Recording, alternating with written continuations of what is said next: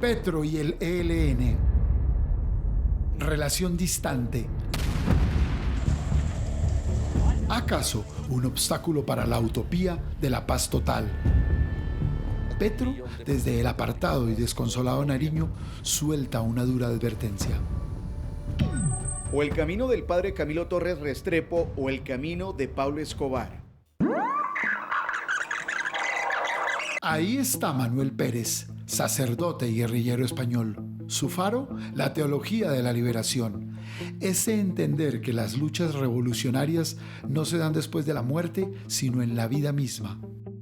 Y a través de no ver otras posibilidades de salida, de resolución de los problemas, fue lo que nos fue llevando poco a poco a comprender que la vía era la lucha armada.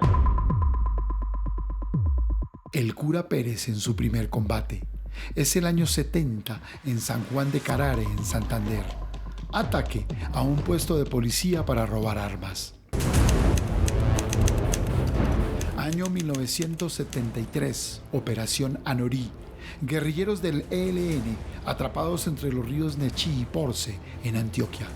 Duro golpe del ejército al ELN. Mueren los jefes Manuel y Antonio Vázquez Castaño. Más tarde asumiría el cura Pérez.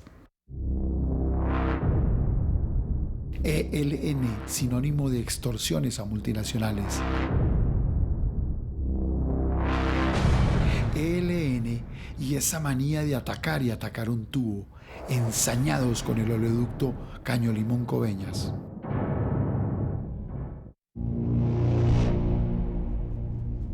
ELN y sus 4 frentes de guerra, estructura federal. El cura Pérez, excomulgado de la Iglesia Católica tras el asesinato al obispo de Arauca, Monseñor Jesús Emilio Jaramillo. En medio del fragor de la guerra, el cura Pérez propone diálogos de paz en el 93, en tiempos de César Gaviria. Mesas en Caracas y en Tlaxcala, México. Intento fallido. El cura Pérez se ha enfermado tras un viaje a Cuba. Hepatitis C, dicen las versiones. Muere en algún lugar de las montañas de Santander el 14 de febrero de 1998. ELN hermético. Tienen que pasar 51 días para que se rompa el secreto de su muerte. El ELN, detenido en el tiempo y en la historia, como si para ellos el muro de Berlín no hubiese caído o Mikhail Gorbachev no hubiese gobernado en la Unión Soviética.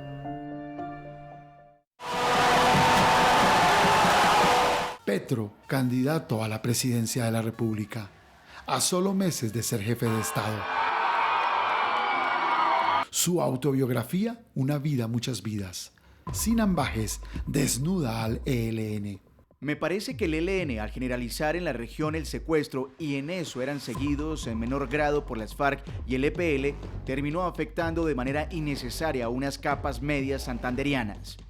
Usualmente secuestraban a pequeños agricultores del arroz, de la palma, de la ganadería, y eso tuvo como consecuencia que unas secciones de la población decidieran apoyar a los paramilitares. En su libro, Petro endurece su crítica. Esa era la lógica perversa del paramilitarismo, una lógica que tenía su fuente en la mafia, el narcotráfico, pero que encontró un caldo de cultivo en las guerrillas. Y luego da la estocada final.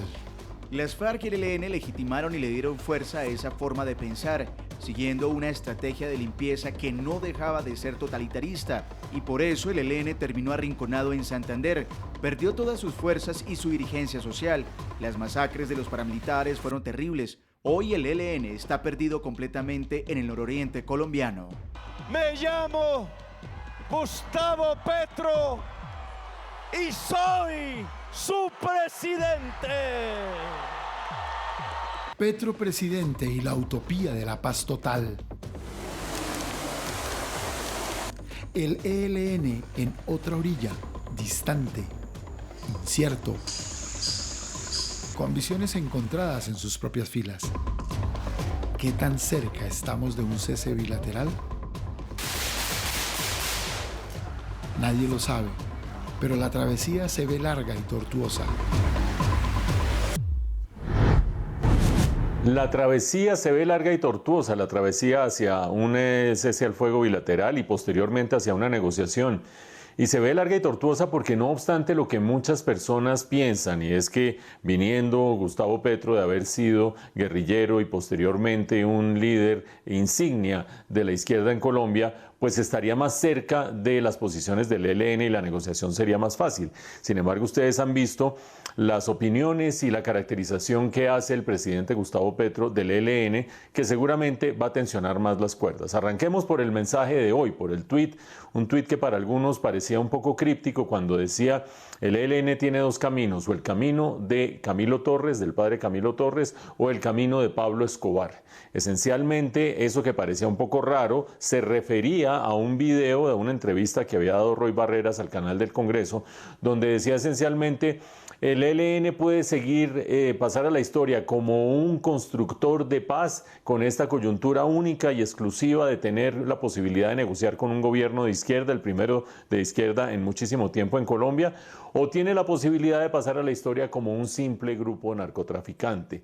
Y ese dilema, esa dicotomía entre narcotraficantes o delincuentes comunes o ser alguien que, un grupo que eventualmente construye paz, es una dicotomía que creo yo que es sólida, que es firme, que es bastante persuasiva para la mayoría de los observadores. Claramente, la degradación de la manera como ha venido actuando el ELN los convierte, los hace estar más cerca de un grupo criminal, pero también han esgrimido banderas políticas durante mucho tiempo.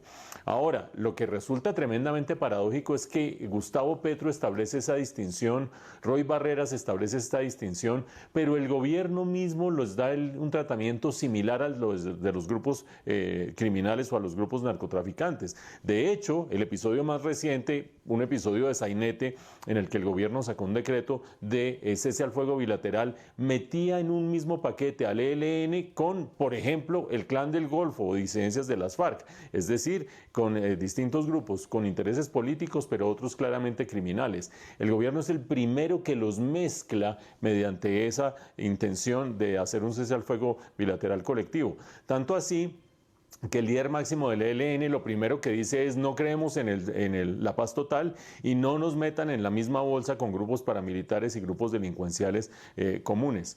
Una última reflexión remitida a estos pasajes del libro que nos recordaba Gallito en la nota que estábamos oyendo hace un momento, cuando Gustavo Petro dice no solamente que el ELN ha recurrido a técnicas prácticamente paramilitares en la degradación del conflicto, sino que dice literalmente: está arrinconado en Santander y está perdido en el nororiente del país.